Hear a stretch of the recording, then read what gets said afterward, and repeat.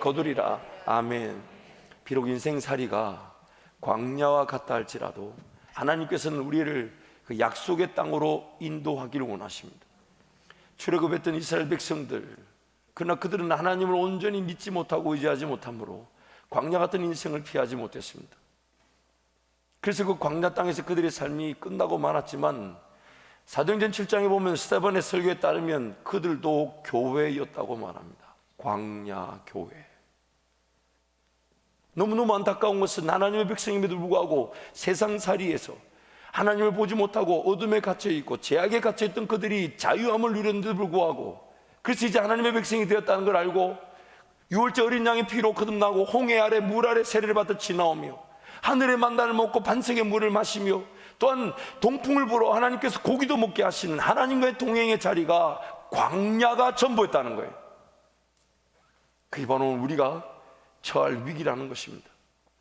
히브리서 말씀에 하면 그런 광야 같은 인생이 궁극적으로 이르게 될 약속의 땅을 안식할 기회, 안식에 들어갈 약속이라고 말씀합니다.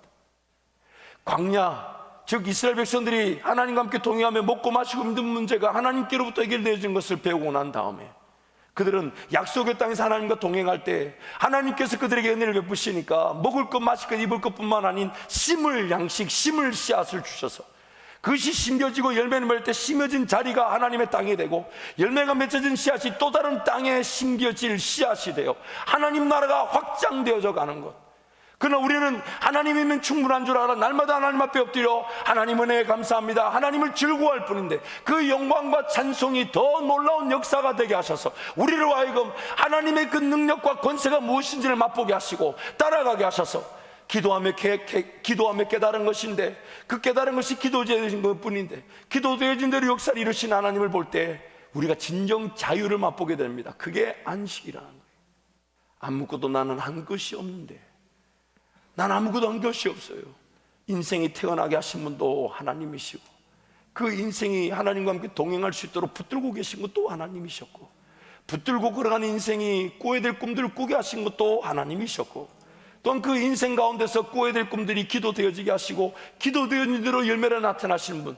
그래서 점점점 그 열매를 맛볼 때마다 나의 자발성, 마음과 정성과 뜻과 힘과 목숨을 다해 하나님을 더 신뢰하고 의지하고 더 예수 바라보고 더 예수 의지하고자 하는 자발적 사랑의 관계가 회복되어지는 것.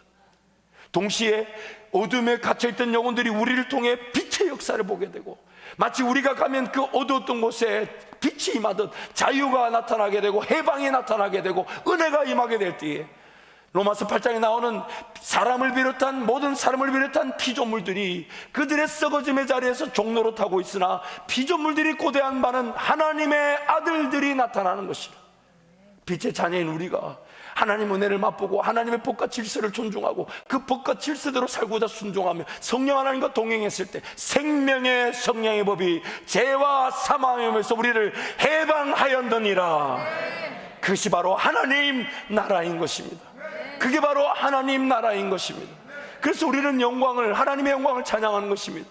하나님 은혜를 감사하는 것입니다. 하나님을 예배하는 것입니다. 하나님을 즐거워하는 것입니다. 비록 죄 가운데 있어 쓰러지고 넘어질 위기가 있으며 또한 여전히 죄를 짓고 있다 할지라도 하나님 나와의 관계를 영원히 포기하지 않으시고 기회의 그 영혼으로 하여금 성령으로 거듭나게 하시고 성령으로 따르게 하시고 성령으로 행하게 하시고 성령으로 살게 하시고 성령으로 열매를 맺게 하셔서 난 사람의 이 죄와 사망의 법의 지배가 생명의 성령의 법의 열매로 가득할 뿐만 아니라 생수의 강의 역사가 나로부터 시작하여 이 땅 가운데 흘러 넘치게 될 때에 하나님 나라가 닿는 모든 곳마다 살아나게 되더라, 살아나게 되더라, 살아나게 되더라.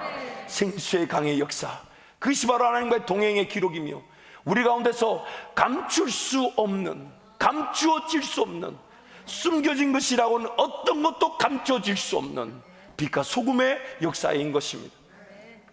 광야, 분명히 거치지 않으면 안 될 필수 장소이긴 합니다. 왜냐하면 우리는 죄인들이라 하나님의 그 온전하신 뜻을 제대로 파악할 줄 몰라요. 그래서 잘못 선택하고 잘못 결정한 것이 엄청난 아픔을 일으킵니다. 그러다 보니 열매가 없는 땅이 되어버렸어요. 하나님께 넉넉히 뭔가 드릴 수 있는 형편이 되지 못합니다. 하나님 그분이 기뻐하실 때 헌신할 수 있는 기회가 없어요. 지금 당장 내 삶도 어덕거리고 내 삶도 지친 이유가 내가 지금 약속의 땅이 아닌 광야에 있기 때문입니다. 광야, 가나안, 죄로 말미암아 피할 수 없는 광야 같은 인생살이. 그러나 하나님은 약속의 땅 가나안, 하나님 그분을 의지하고 살아갈 그 길, 내가 지금 광야일까요 가나안일까요? 이것은 한 가지 기준으로 충분히 알 수가 있습니다. 내 삶이 정말 광야 같은 인생기에 갇혀 있는 건지, 아니면 약속의 땅에서 하나님과 함께 동행하는지는 한 가지 기준이면 충분히 알 수가 있어요. 그게 뭐냐면, 나는 지금 베풀고 나누고 섬기듯 심고 있는가. 왜냐하면 광야에는 심을 곳이 없습니다. 물론 그 광야 같은 인생을 포기하지 않으십니다. 하나님 우리를 붙들으셔서 만나를 먹이시고 생수요 반석을 쳐서 물을 마시게 하셨죠. 그러나 하나님의 목적은 그 광야가 전부가 아니었어요. 그저 세상살이 살다가 하나님 예배할 수 있을 때 예배하는 그 자체가 전부가 아니었어요. 문제를 당하고 어려움 당하고 허덕거리는 그 수준이 아니에요. 하나님은 지금 약속의 땅, 심고 거둘 수 있는 땅. 그래서 여호수아 5장 말씀에 가보면 이런 말씀이 있습니다. 여호수아 5장 11절 12절 우리 함께 선포하겠습니다. 유월절 이튿날에 그 땅의 소산물을 먹되 그날에 무교병과 볶은 곡식을 먹었더라. 또 그 땅의 소산물을 먹은 다음 날에 만나가 그쳤으니 이스라엘 사람들이 다시는 만나를 얻지 못하였고 그해 가나안 땅의 소출을 먹었더라. 만나도 기적입니다. 반석에 물이 생수처럼 흘려 약 300만 명에 가까운 이스라엘 백성들이 광야에서 물을 마셨던 것도 엄청난 역사입니다. 그러나 하나님의 더 큰 역사는 하나님과 함께 동행하며 심고 그 땅의 소출을 먹는 것이었어요. 그래서 그 땅의 소출을 먹는 그 순간에 하늘에 만나가 어떻게 됐다고요? 사라진 게 아니라 더 큰 은혜로 만나가 필요 없게 된 거예요. 우리 삶에 하나님의 그 마땅한 인도하심이 여러분 이 그림 한 면에서 보이지 않습니까? 하나님은 내 삶으로 하여금 복의 근원이 되기를 원하세요. 마치 에스겔 선지자가 환상 가운데 보았던 성전의 한 중심에서 하나님의 임재와 하나님의 만지심, 하나님의 그런 만남이 있는 지성소에서부터 시작된 물줄기가 성전 동문으로 흘러갈 때에 처음에는 그것이 발목 정도로 깊이밖에 안 돼요. 무릎밖에 안 돼요. 허리밖에 안 돼요. 그러나 나중에는 온몸을 잠그는 강이 돼요. 닿는 곳마다 생수의 강, 생명의 역사가 나타나게 되는 것. 그게 바로 예수님이 이렇게 얘기하셨어요. 누구든지 성령이 그에게 임하시게 되면 그 배에서 생수의 강이 흘러넘치게 되리라. 이게 바로 복의 근원인 것이고 통로인 것입니다. 그래서 지금 성령 하나님은 나에게 그런 생수의 강을, 그래서 오늘 예수로 말미암아 거듭난 저와 여러분에게 성령의 충만함, 성령께서 함께 하시는 것은 다름 아닌 심을 기에, 즉 성령을 위하여 심는 자는 성령으로부터 영생을 거두리라. 이것이 바로 오늘 우리가 누리는 이 땅 최고의 행복인 것입니다. 내 가진 것으로 되는 것이 아니라 어떤 것이든 성령을 위하여 심겨질 수 있는 은혜. 구원받은 자들이 가지는 특권이 뭐냐? 성령과 함께 동행함으로. 그래서 성령의 충만함이란 말은 성령 하나님께 얼마나 내가 붙들려 있는가 하는 거예요. 심지어 나의 가진 시간과 물질로는 도저히 헌신할 수 없는 일에도 성령께서 말씀하셨다는 이유로 나부터 기꺼이 내어드리는 멋진 인생. 그게 바로 성령의 충만함, 성령으로 사로잡혀 있으며 성령에 붙들린 인생이 되는 것입니다. 여러분, 성경이 우리에게 갈라디아서 말씀을 통해 우리의 영적 현실을 적나라하게 보여줍니다. 자기의 육체를 위하여 심는 자는 육체로부터 썩어질 것을 거두는데 피할 수 없다는 거예요. 여러분, 우리의 시간과 물질을 자세히 살펴보십시오. 내가 깨어 기도하며 하나님의 은혜를 구하고 꿈과 비전을 가지지 않으면 시간은 내가 쓰지 않는다고 멈춰 있지 않습니다. 그럼 그 시간은 무엇을 위하여 심겨진 걸까요? 내가 하나님의 인도하심, 성령 인도하심에 따라 물질적인 헌신을 하지 않는다면 그 물질은 어디에 심겨지고 있는 겁니까? 자기의 육체를 위하여 썩어질 것을 거두게 될 위기를 직면하고 있는 것입니다. 왜냐하면 어떤 시간이든 물질이든 나에게 속한 모든 것들은, 내가 하나님 앞에 드릴 수 있는 모든 것들은 성령 하나님께 온전히 내어드려 맡겨드리지 않으면 가만히 그냥 아무것도 안 했는데 자기의 육체를 위하여 심겨진 것으로 쓰여지고 맙니다. 화단을 갖고 보시고 농사를 짓는 분들은 아십니다. 화단과 이 농사짓는 농장터가 망하게 되는 것은 그렇게 어려운 공을 들일 필요가 없어요. 가만히 내버려 두면 맨날 맷대어서 잡초로 가득하게 됩니다. 우리 인생이 그렇습니다. 그래서 성경이 이렇게 제안한 것입니다. 항상 깨어있어 쉬지 말고 기도하라. 범사에 감사하라. 이는 그리스도 예수 안에서 너희를 향하신 하나님의 뜻이니라. 성령을 위하여 심고자 성령 하나님께 내 삶을 맡겨드리지 않으면 안타깝게도 전혀 의도하지 않았다 해도 나중에 내 삶은 갖추어야 될 실력을 갖추지 못한 것뿐만 아니라 어떤 어려움과 문제와 질병과 아픔의 무게에 짓눌려 있을지 모릅니다. 자기의 육체를 위하여 심겨진 것들이 내 인생을 가로막아 버리는 것입니다. 그래서 적지 않은 그 인내 시간들, 물론 그 시간에도 광야 인생들을 만나와 반석에 물러 먹이신 하나님이 도와주십니다. 재정적인 부채, 빚, 깨어진 관계, 상처, 그 모든 것들이 성령 안에 깨어있지 않았던, 그래서 시간과 물질이 쓰여진 것으로 내 삶을 짓누르고 있는 것이라면, 그래서 하나님 도우시지만 우리 원로 목사님의 비유에 따르면 그 어려울 때 마치 손가락에 물 하나 적셔서 떨어주듯 그렇게 주셨다는 거예요. 은혜를. 왜 그렇게 하실까요? 왜 그렇게 하실까요?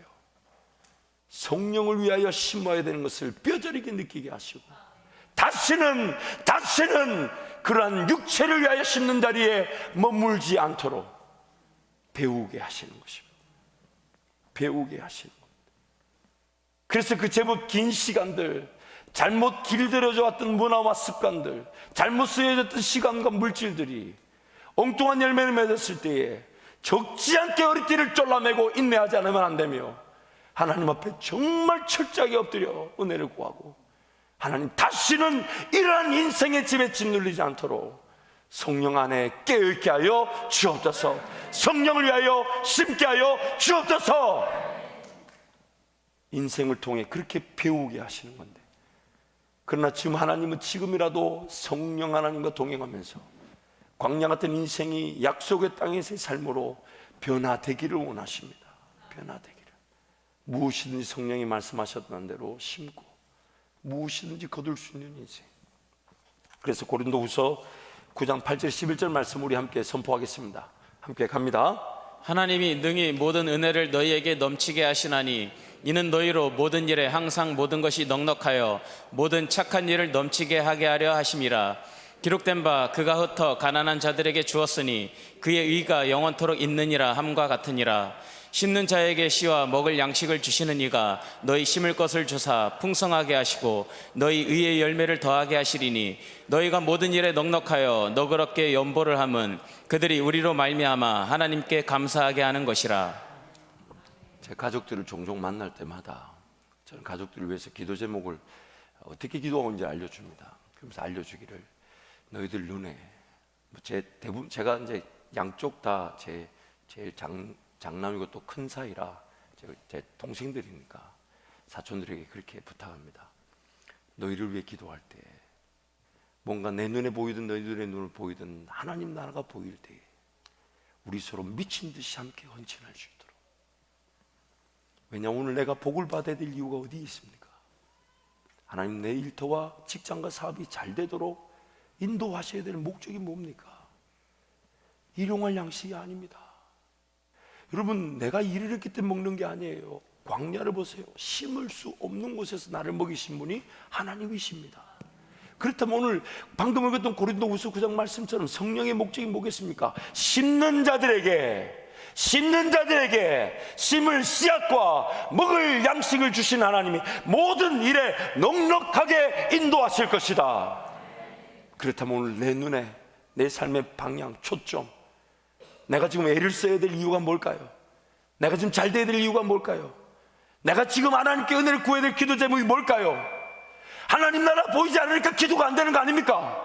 하나님의 꿈에 관심이 없어서 먹고 마시고 있는 문제조차도 해결하지 못하는 거 아닐까요? 오늘 우리의 삶을 객관적 진리 앞에 주도 면밀하게 살펴보아야 합니다.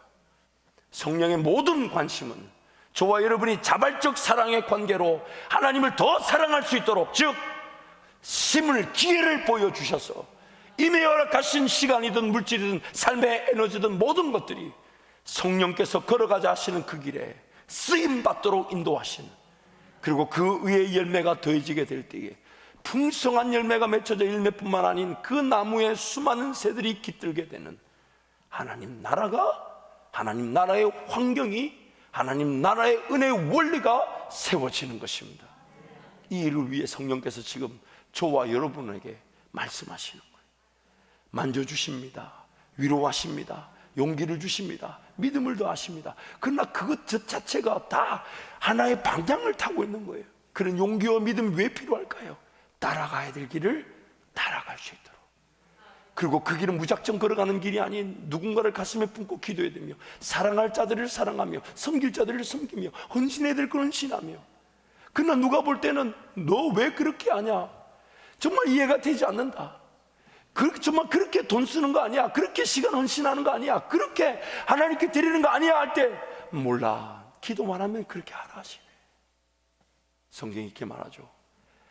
기회를 포착하는 게 아니라 성령을 위하여 심는다는 말은 할 수만 있는 대로 모든 선한 일에 최선을 다하나 믿음의 가정들에게 더 열심히 하는 것이라고.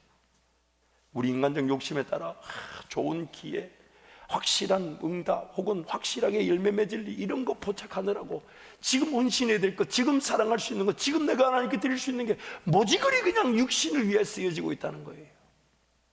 그게 바로 우리의 위험일 수 있다는 것입니다.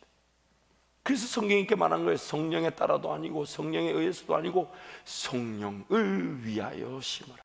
성령을. 그저 성령께서 나에게 감동을 주셨다는 대로.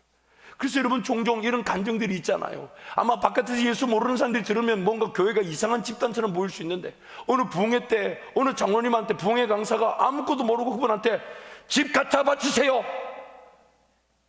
전 옛날에 그런 얘기 들었을 때 아이고, 집을 안 가지는 게 낫지, 가졌다고 저래 내놔라 그러면 얼마나 힘들겠어요. 차라리 없는 게 낫지. 그런데 여러분, 그런 게 간증이 되더라고요. 물론 제가 지금 여러분한테 집 내놔라는 게 아니에요. 성령을 위하여 심는다는 그 원리를 설명하는 거란 말이에요. 우리 교회도 그런 간증자가 있다니까요. 우리 원로 목사님 50만 원, 50만 원인가 100만 원인가? 뭐 이전도사 얼마, 100만 원이래. 얼마 한 거예요? 100만 원. 100만 원 헌금. 누가 보면 이단이에요. 근데 왜 그런 게 통용이 됩니까? 그 사람한테 지금 성령 하나님이 그 음성이 들릴 수 있다는 걸 알고 계신 거 아닐까요? 우리 머리로는 이해가 안 됩니다. 우리 머리는 그렇게 돈 쓰면 안 되고 헌신하면 안 돼요. 그리고 우리 머리로는 이렇게 쓰면 이 열매가 착착착 보여야 되고, 이렇게 쓰면 일이 나타나야 되고, 그런 게 아니면 안 하는 게 아니라 성령을 위하여, 성령을. 그게 바로 성령으로부터 영생을 거두게 되는 것입니다. 오늘 하나님의 관심, 모든 관심, 자발적 사랑의 관계예요. 억지로 사랑하지?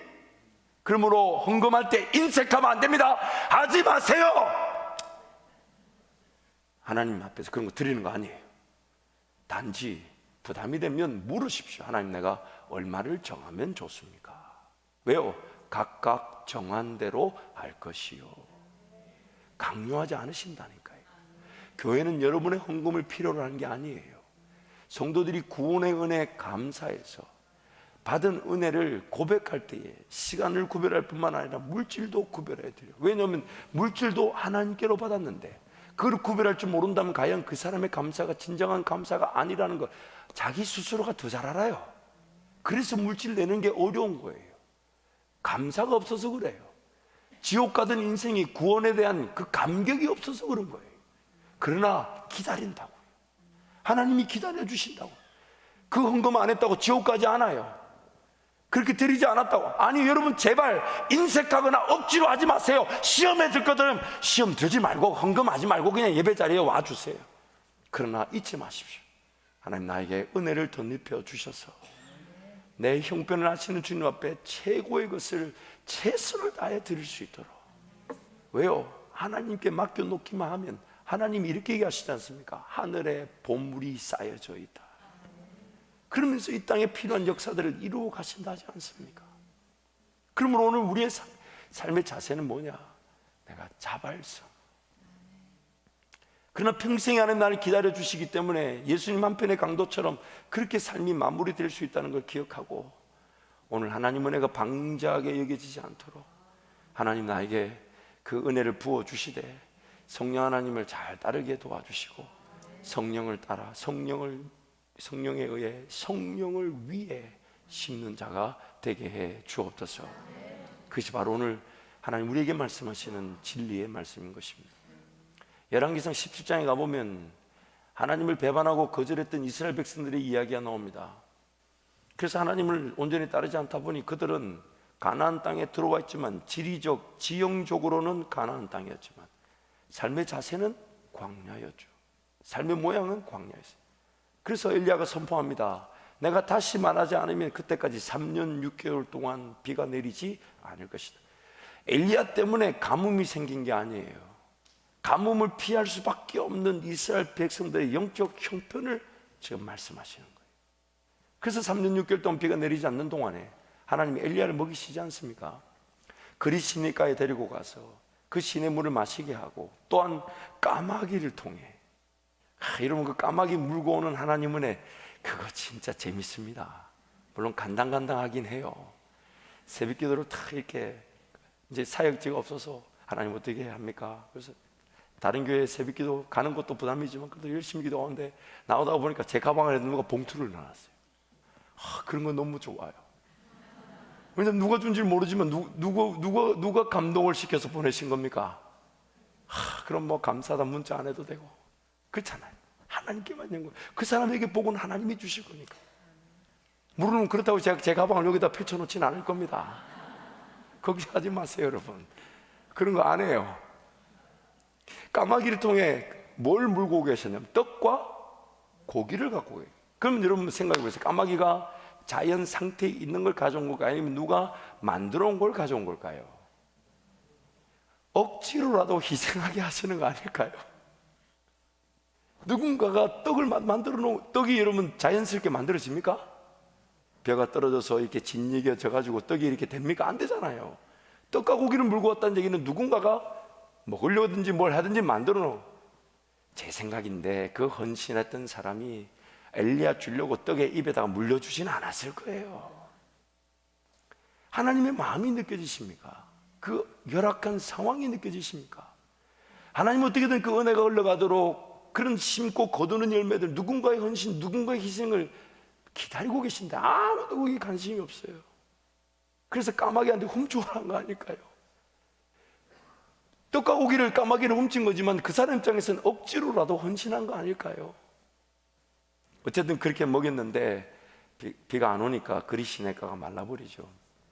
이번엔 하나님이 열왕기상 17장에 보니까 엘리야로 하여금 이방 땅, 이스라엘 백성들은 아무도 하나님의 선지자, 그 말씀을 가까이 하고 선지자를 가르침을 받는 자는 가르치는 자와 모든 좋은 걸 함께 하라 그랬는데 아무도 관심이 없으니까 하나님이 이방 땅, 시돈에, 구약에서는 사르밧이라 그러고 누가복음에서 예수님은 사렙다라 하는 그 지방의 가부에게 보내십니다.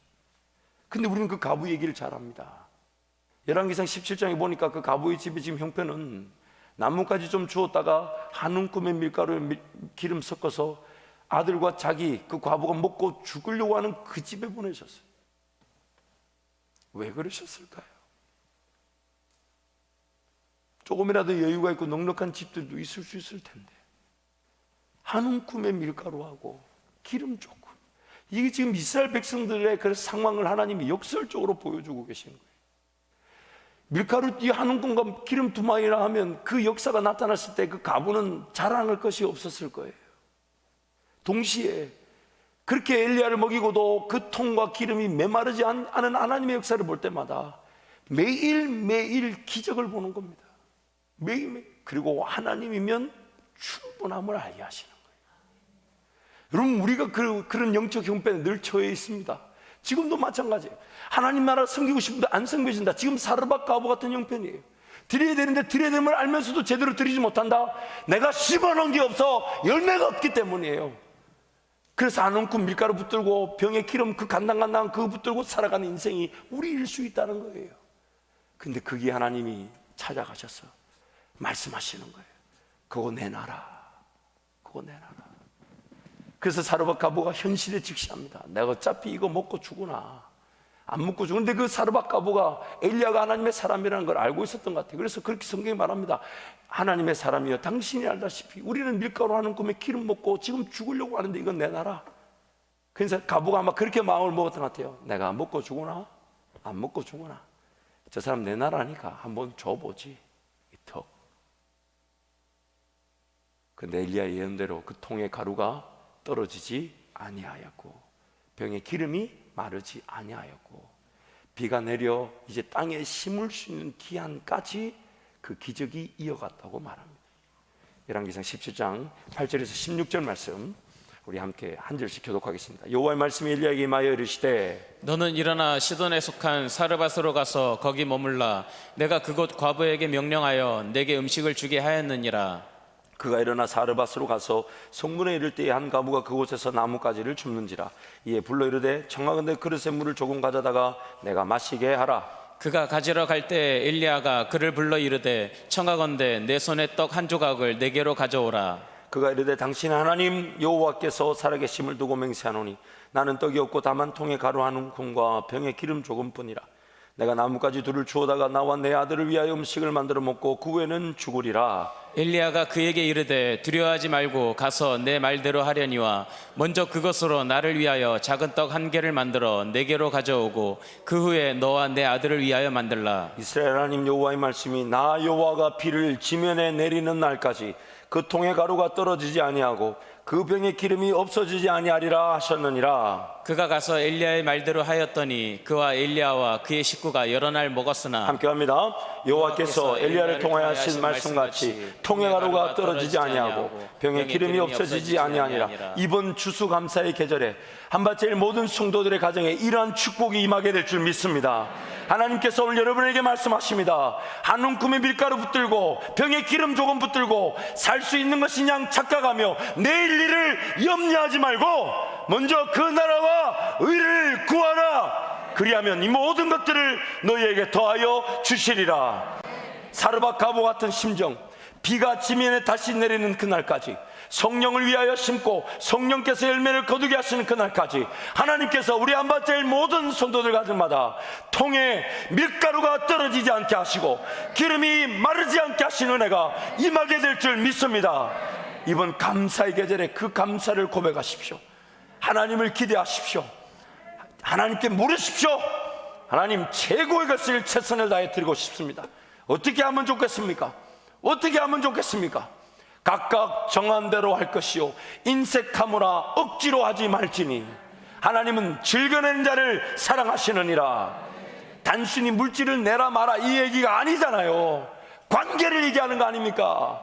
하나님 중심으로 살아갈 때 어떤 땅에서든지 심고 거두게 될 것인데 오히려 남들이 광야처럼 살아갈 때 우리를 해야 그 광야 같은 인생에 하나님의 은혜의 단비가 내리게 될 것인데 우리를 통하여 생수의 강의 역사가 흘러 넘치게 될 것인데 그들도 성령 하나님과 함께 동행하며 성령을 위하여 심게 될 것이니까 성령 하나님의 관심이 바로 여기 있는 거예요. 사르밧 과부 같은 그런 영적 상황에 있는 우리가 하나님께 내어드리는 겁니다. 그래서 그 엘리야가 보내진 사르밧 과부 형편 그것을 갈라디아서 그렇게 말하는 거예요. 가르침을 받는 자는 가르치는 자와 모든 좋은 것을 함께하라. 단순히 목사 교사와 친하게 지내라 이런 수준이 아니라 뭐 그런 것도 있으면 좋겠죠. 그게 이게 아니라 하나님과의 깊은 하나님 말씀과의 깊은 관계 중심을 얘기하는 거 아닙니까? 그래서 종종 저는 선교를 갈 때마다 함께하는 우리 집사님이나 장로님들한테 물론 제가 뭐 물질이 없기도 하지만 가다 선교사님 만나면 툭 찌릅니다. 저는 이 찌름을 복의 찌름이라고 하는데 집사님 저 선교사님 어려운데 그냥 보내면 안 됩니다. 가지고 있는데 그 사람한테 너는 덥게 하라 너는 따뜻하게 하라 너는 행복하라 말만 하는 거 아니에요. 심지어 금액까지 지정해 줍니다. 이런 목사 없어요. 여러분 금액을 치중해주면 얼마나 행복한지 몰라. 왜냐하면 얼마나 될지 이거 쉽지 않거든. 많이 줘도 안 되고 또 적게 줘도 안 되니까 얼마. 장로님, 그래서 그런지 선교제 가면 제 옆에 사람들이 없는 것 같기도 하고. 그렇지만 여러분 그게 뭡니까? 물론 그 장로님 집사님 마음이 없는 게 아니에요. 저는 그걸 노골적으로 준비해서 갑니다. 기도해서 갑니다. 같이 동행한 이들에게 하나님 심음의 기회를 주십시오. 그 어려운 선교사, 그 어려운 선교지 가정 현지 목회자들에게 하나님, 우리에게는 사실 없어도 되는 수준의 물질인데 섬김의 기회를 통해 그들이 더 놀라운 하나님의 열매를 맛볼 수 있도록 은혜를 베풀어 주십시오. 여러분 코로나 상황 끝나면 제가 우리 이제 청년들하고 이제 가지 않아요. 이제 청년들은 담당 사회자 있으니까 우리 어른들하고 갈 텐데 걱정이네요. 아무도 안 갈라 할까 봐 이거죠. 그래서 마음을 단단히 잡수고 오십시오. 회비가 얼마다 그러면 목사가 찌를 때를 예비해 가지고, 제가 평균적으로 하루에 많이 찔러봐야 2번이에요. 그것도 많이 가면 또 기회가 없어요. 그렇잖아요? 저는 이게 찌르는 게 너무 행복해요. 내 거가 아니잖아요. 저한테 달라는 게 아니잖아요. 그래서 다음부터는 찌르는 것도 손가락도 아파요. 이게 막 옷도 이상하고. 그래서 다음부터 꼬챙이를 들고 다니면서 여러분 그랬으면 좋겠습니다. 저와 여러분이 성령께서 보여주시는 일에 할 수만 있다면 최선을 다하고, 그러나 하나님은 내 없는 거 달라 하지 않으세요. 내 형편을 모르시지 않아요. 가루 한 움큼과 기름 몇 방울이면 충분하고요. 가부의 2랩돈, 현재 원화 가치로 치면 2-3천 원밖에 안 돼요. 그러나 그것이 최선이고 그것이 전부라면 하나님은 그걸 기뻐하시는 거예요. 그거를. 그래야만이 그가 다시 한번 성령 하나님과 심은 그날까지 매일매일 가루가 채워주고 매일매일 기름이 채워져서 이제 그 기적을 본 그 가부가 하나님께 더 베풀고 나누고 섬길 수 있도록, 인생의 어떤 수준일 간에 하나님께 내어드릴 수 있도록 그렇게 은혜를 구하는 인생이 되는 것입니다. 그게 바로 하나님의 뜻입니다. 저는 포항에서 전도사 사역을 처음에 시작했어요. 지금도 그 교회를 잊지 못하고 그 교회 우리 권사님들, 참 저를 많이 위해 기도해 주고 헌물해 주신 분들, 오늘 제가 한밭줄기에 담임 목사 되기까지 헌신하셨던 분들이죠. 거기 이제 처음에 전도사를 갔을 때가 97년이었는데 그때가 한동대학교가 95년에 시작되어 3학년이 있던 시절이었어요. 안수 집사님 한 분이 청년부 부장을 맡으시면서 저한테 제안을 하셨어요. 한동대가 신학교 못지않게 뜨거운 정말 하나님의 백성들이, 실력 있는 대학생들이 왔는데 우리가 저들을 우리 교회로 데리고 와서 우리가 섬기고 또한 저들이 우리 교회를 섬길 수 있도록. 그래서 저한테 제안이 뭐냐면, 전사님 차를 하나 사십시오. 융자금은 제가 지원하겠습니다. 그렇게 얘기해요. 그래서 주중에는 전사님이 타시고 주말에는 어차피 제가 교회만 있으니까 그 차로 한동대 학생들 통학하자는 거예요. 나중에 그 차가요 12인승 봉고로 모자라가지고 차가 3대씩 늘어나고 그랬어요. 청년부가 늘어나고 그 친구들이 와가지고 주일학교 생기니까 주일학교 부흥하고 막 교회가 들썩들썩 하는 거예요. 또한 저는 주중에 봉고차를 몰고 다니는 전도사. 여러분 이 로망은 여러분이 몰라요. 제가 사역을 할 때가 대학교 2학년 때부터 사역을 했기 때문에 좀 일찍 한 편이라 대학원생도 아니고 학부생이 그것도 교회 사역하면서 봉고차를 몰고 다니고 얼마나 교만했는지 모릅니다. 항상 사람들은 교문에서 제가 나가기만을 바랬대요. 그 베데스다의 38년 된 병자들처럼 어떻게든 차를 얻어 탈 수 있을까. 왜냐면 신학교가 구석에 있다 보니까 버스가 잘 안 오잖아요. 그래가지고 제가 그걸 보고 얼마나 즐겼는지 모릅니다. 버스비 받지 않았습니다. 그렇다고 해서 일부러 지금 갈 수 있는데 5분 뒤에 간 적은 있지만 어쨌든 그러면서 그 차를 통해 또 그 집사님이 저한테 기름값을 주려고 하시더라고요. 그래서 도저히 양심에 찔려가지고 기름값을 못 받았어요. 왜 못 받았냐면 제가 포항에서 대구로 왔다 갔다 하다 보니까 포항에 있는 우리 학생들이 대학을 대구로 많이 가거든요. 그러다 보니까 부모님들이 너 전사님 차 타고 왔다 갔다 해라 하면서 저한테 기름값을 주는데 정기적으로 8명이 탔었어요. 8명이. 그러다 보니까 그 8명이 주말마다 교회 오니까 교회는 대학부가 살고 부모님들도 애들이 주중에 오니까 주말에 오니까 얼마나 마음에 안, 그러니까 저한테 막 기름값을 주는데 저는 그때 사역하면 부자 되는 줄 알았어요. 왜냐면 그분들이 기름값을 뭐 1만 원 주겠어요, 2만 원 주겠어요. 야, 그리고 하나님이 그분들의 마음을 만지셔서 누군가 한 사람이 거두었다면 금액이 떨어졌을 텐데 각자가 미안한 마음에 찔러줘가지고 도저히 그 집사님이 기름값을 청구하라는데 양심에 찔러 청구하지 못했어요. 그 집사님 한 사람의 헌신으로 그 대학부가 부흥하고 그 한동대 학생들이 와서 각 교회에 막 들어가 헌신하니까 얼마나 교회가 덜썩덜썩했는지 몰라요. 하나님이 그 집사님에게 엄청나게 복을 주셨죠. 이제 그래서 이제 그렇게 사역하다가 제가 만 4년 교회 사역을 마치고 이제 부산으로 사역지로 옮기게 됐어요.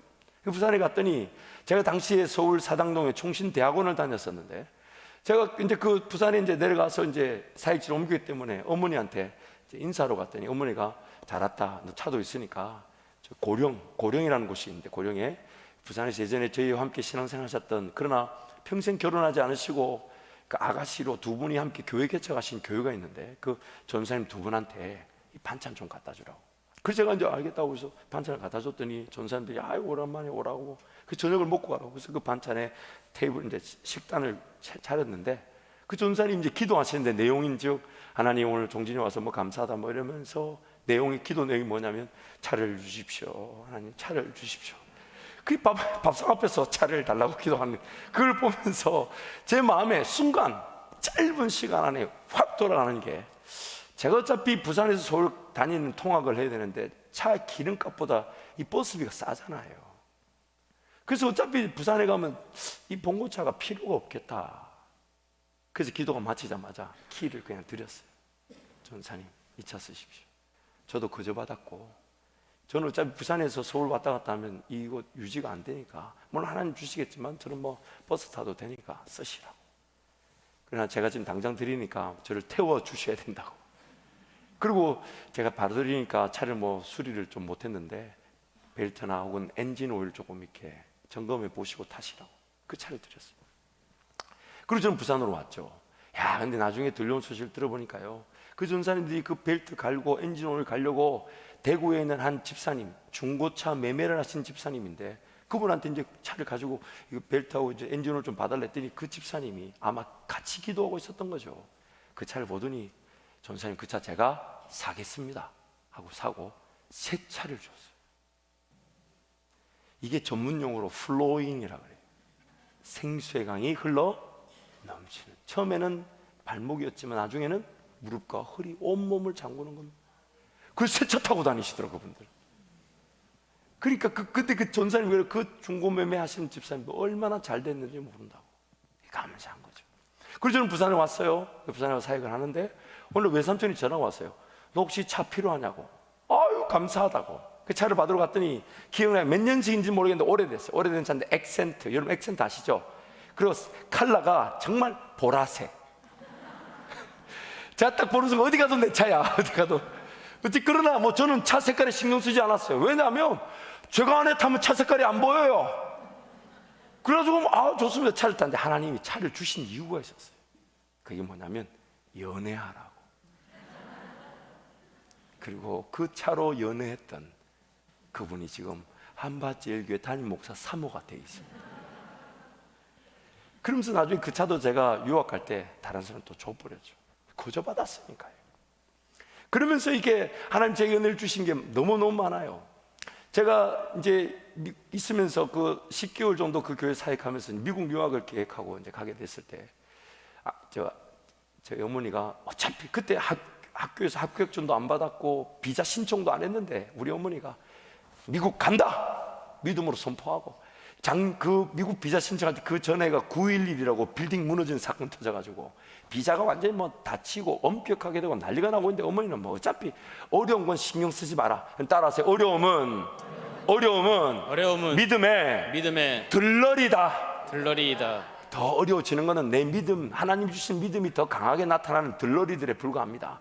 이러면 경쟁률, 몇 대 몇 신경 쓰지 마세요. 하나님 나를 위해 들러리들을 세우시는 거예요. 자녀들에게 그렇게 좀 가르쳐 주세요. 몇 대 몇 이런 거 신경 쓰지 말라고. 하나님 나를 사명에 부르시면 나머지 100명이 와도 한 명 뽑는데 100명은 들러리예요. 물론 제가 그 100명을 제가 폄하하고자 하는 말이 아니라 믿음의 길이라는 거예요. 그래서 어머니가 결혼하려 가지고 좋습니다. 5월달에 딱 결혼하고 그리고 이제 할 일이 없잖아요. 저도 미국 간다 준비하고 아내한테도 직장 다니고 그만두랬더니 그 다음날 그만둬버리더라고. 그래가지고 그래 신혼여행을 한 달 가자. 어차피 우리가 평생 선교사적 삶을 살아야 되니, 제가 필리핀 단기 선교 갔던 거기 한 달 동안 이렇게 현지 교회를 이렇게 돌아보면서 또 신혼여행의 즐거움도 가질 수 있잖아요. 그래서 한 달을 계획했는데 한 달을 못 갔어요. 할머니가 돌아가셔가지고 20일 만에 돌아왔는데, 아버지한테 안 가면 안 된다 했다가 얼마나 욕을 먹었는지. 어쨌든 20일 만에 왔는데, 그 20일 이제 신혼여행을 갈 때 아버님이 이제 결혼식 마치고 난 다음에 미국 유학 갈 거니까 그 축의금을 다 정리하고 남은 축의금을 저한테 다 주셨어요. 그때 한 1,000만 원 정도 됐던 것 같아요. 근데 그걸 제가 모르고 그 선교지 들고 간 거예요. 그거를. 그 선교지 갔더니 선교지마다 어려울까요? 부유할까요? 그러니까 이걸 안 도와줄 수가 없는 거야. 꼭한 빼먹듯이 자꾸 빼먹어. 그래서 나 가만히 첫날 지나고 아마 한 둘째 날 지나 생각을 해봤어요. 야, 이거 안 된다. 뭔가 기준이 있어야 되지. 어렵다고 얼마나 도와줘야 될지도 모르겠고.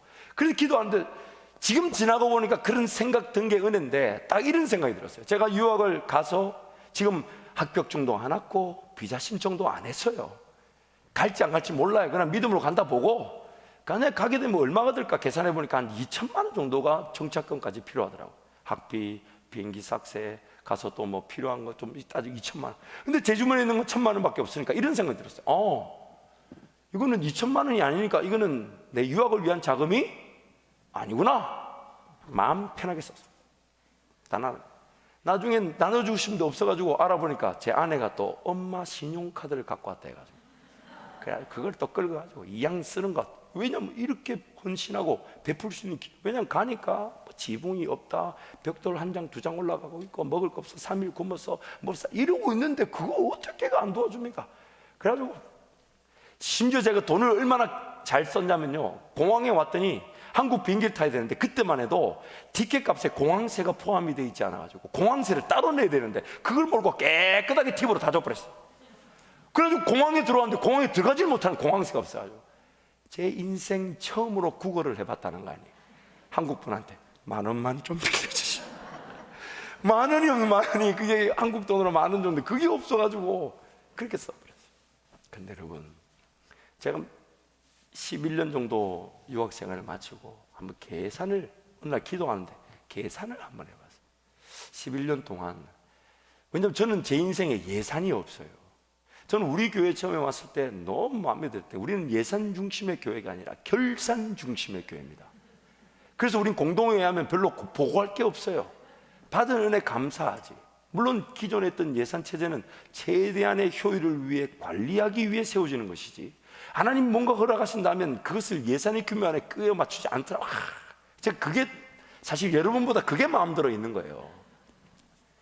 이게 굉장히 웃어줘야 이게 넘어갈 일인데, 어쨌든 저는 이제 예산이 없이 살아왔으니까 결산만 해봤더니 11년 동안, 죄송합니다, 금액을 죄송한데 한 10억 정도 들어갔더라고요. 그렇지 않겠습니까? 학비에 생활비에 애 셋을 키웠으니. 당시 저희 아버님 시골에서 목회하시면서 80만 원 사립인데 그것도 6개월 밀려 계셨어요. 제가 유학을 갈 때. 그러나 하나님 단 한 번도 누구에게 손 내미거나 빚 얻게 하지 않으셨어요. 하나님 나를 보내셨으면 하나님 나에게 보내신 은혜를 주시는데, 근데 제가 이 얘기를 한 이유가 뭐냐면, 거슬러 가보니까 하나님 저에게도 은혜를 입게 하시고 그 은혜를 은혜답게 흘러 보내게 하신 거, 그게 그런 열매를 맺게 하신 거였어요. 만약 제가 11년 동안 미국에서 이런 은혜를 누리지 않았다면 오늘 한밭제일 교회까지 올 수 있었겠습니까? 여러분이 어떤 분들인데 제가 올 수 있었겠습니까? 물론 제 자질이나 자격이 좋다는 걸 말하는 게 아니에요. 하나님 저에게 베푸신 은혜가 없다면, 근데 그 은혜가 어디서부터 시작되냐면, 내가 자발적으로 하나님과 동행하도록 하나님을 선택하고 하나님을 따르고 성령 하나님 감동 주시는 대로 무조건 순종하고, 이해되지 않아도 하나님 나에게 은혜 주셨다 생각해보면 그런 은혜가 쉽지 않거든요. 그래서 갈라디아서 말씀 이렇게 하는 겁니다. 성령을 위하여 심자는 성령으로부터 영생을 거둔다 하면서 부탁하기를, 특별한 기회나 확실한 열매가 나타나는 것을 포착하느라 심음의 기회를 놓치지 말고 할 수 있는 대로 선한 일에 최선을 다하되 믿음의 가정들에게 더욱 그리할지니라. 그래서 여러분, 뭔가 특별한 기회, 어떤 확실히 열매가 나타날 그런 것들을 기다리느라고 지금 사랑할 기회에 심음의 기회를 놓치지 마시고 더 사랑하시기를 축복합니다. 우리 옆에 분 한번 봐주세요. 옆에 분 한번 봐주세요. 사랑으로 심어야 될 자입니다. 이 아멘을 안 하는 거는 뭐 하자는 거예요 지금? 옆에 분 한번 봐주세요. 밥 사줘야 될 사람이에요. 밥 사줘야 될 사람. 믿음의 가정들끼리 더 교제 나누고 같이 기도 제목 나누고 사랑을 나눌 때에 여러분 개인이든 우리 교회든 하나님이 더 놀라운 심음의 기회와 열매의 기회를 허락하실 것입니다. 우리 동성으로 함께 기도하겠습니다. 하나님 살아계십니다. 하나님 살아계십니다. 오늘 우리가 받은 구원도 하나님께서 먼저 심으신 열매입니다. 다름 아닌 예수 그리스도를 하늘의 미랄처럼 땅에 심었더니 그 하늘의 미들이 죽어 30배, 60배, 100배의 열매를 거두었는데 그 열매 중에 하나가 저와 여러분인 거예요. 그래서 하나님이 이렇게 얘기합니다. 스스로 속이지 마라. 하나님은 업신여김을 받지 아니하시나니 사람이 무엇으로 심든지 그대로 거둘 것이다. 하나님도 심으시는 분, 하나님도 심으셔서 그 열매로 우리에게 구원의 능력을 오늘 성령의 임재를 허락하신 것입니다. 또한 하나님도 성령 하나님을 통해 우리가 건강하게 심는 자들로 생수의 강이 흘러넘쳐 닿는 곳마다 살아나는 역사를 우리를 통해 보기를 원하시는 것입니다. 이번 추수감사의 계절 여러분 사르밧 가부에게 엘리야를 보내셨던 그 하나님 오늘 말씀을 통해 우리에게 말씀하십니다. 기름 몇 방울과 가루 한 움큼밖에 없는 인생, 정말 쓰임 받기 위해서는 부족한 게 많고 내어 드려야 된다는 면에서는 내어 드릴 게 없는 인생이 사르밧과 같은 인생이라 할지라도 하나님은 그 지금 여러분의 상황에서부터 심을 수 있는 기회를 통해 열매를 맛보는 그날까지 그 통에 가루가 떨어지지 않으며 기름병에 기름이 마르지 않게 하시는 것입니다. 이번 추수감사의 계절에 사르밧 가부를 만나신 하나님을 만나시고 하나님의 기적을 맛보셔서 성령과 함께 심는 놀라운 기적의 주인공이 되시기를 축복합니다. 주님 찾고 함께 기도합니다.